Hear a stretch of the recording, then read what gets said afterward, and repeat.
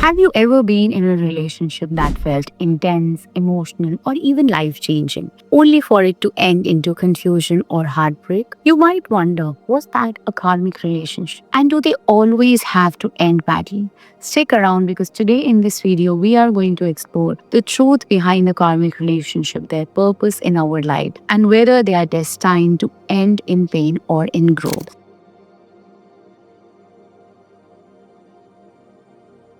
Hi, I am Sanskritii Sethi. I'm an Akashic record reader, a healer, a spiritual coach. Relationships are one of the most powerful ways of the universe to teach us lessons. But karmic relationships, they are in a league of their own. In today's video, I am going to unravel the purpose of karmic relationships, how to recognize one, what you can do to navigate them with grace. Because by the end, you will see that while they can be challenging, they don't always have to end badly. So now let's understand what is a karmic relationship. A karmic relationship is a connection between two souls brought together to resolve unfinished business from the past life. It's intense because its purpose is to push you out of your comfort zone into your spiritual growth. But there is the thing, karmic relationships aren't inherent bad.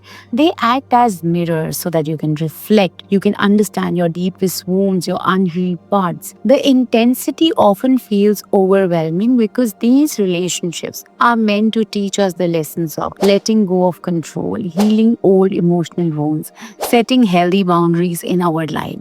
When you embrace these lessons, a karmic relationship can lead to a profound transformation. So now let's understand that do they always end badly? So the answer in one line is no, they don't have to. Karmic relationships often get a bad reputation because of their intensity, but whether they end in pain or growth depends on how you handle the lessons that they are bringing for you in this life. Why they might end badly? Two things: resistance to growth, unhealthy patterns. If one or both people resist to learn the lesson, the relationship can feel toxic, painful. Unhealthy patterns comes in a way when karmic relationship can trigger unresolved wounds like jealousy, fear, insecurity, leading to conflicts if they are not addressed. Let's understand why they can lead us to growth. Two things: mutual healing, completion of karma. When both people are willing to reflect and grow, the relationship can evolve into something supportive and balanced. By addressing the lessons, you free yourself from the karmic cycle, whether you stay together or you part away. Now let's understand the signs that you are in a karmic relationship. The connection feels instant, intense, almost like you have known each other for decades. Number two, the relationship is emotionally charged, which has a lot of highs, a lot of lows, leaving you with questions that your emotions are asking always. Number three, you notice repeating patterns like some arguments, some issues that are coming in the same way again and again.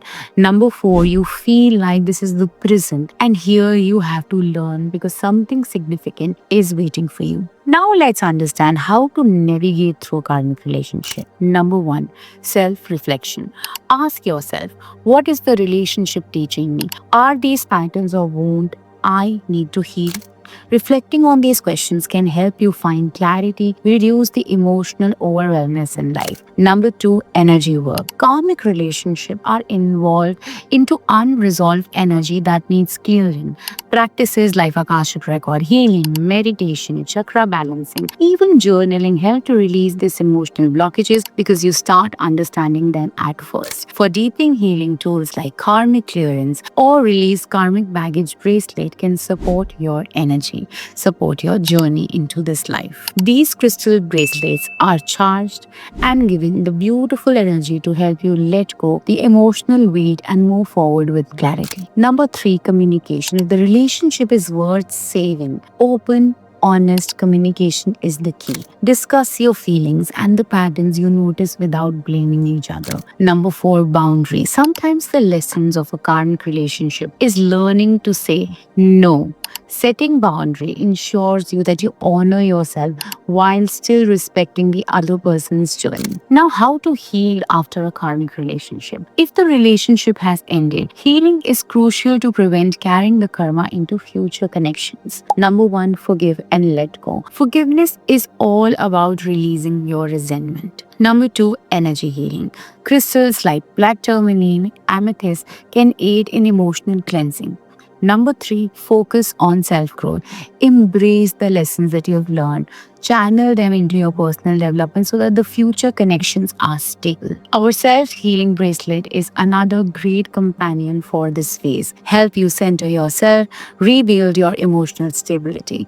Karmic relationships can feel intense, but they are not here to punish you. They are here to help you grow, evolve, and align with your higher self. And while not every karmic relationship will have a fairy tale ending, they always leave you stronger, wiser, and more connected to your soul purpose. Have you experienced a karmic relationship in your life?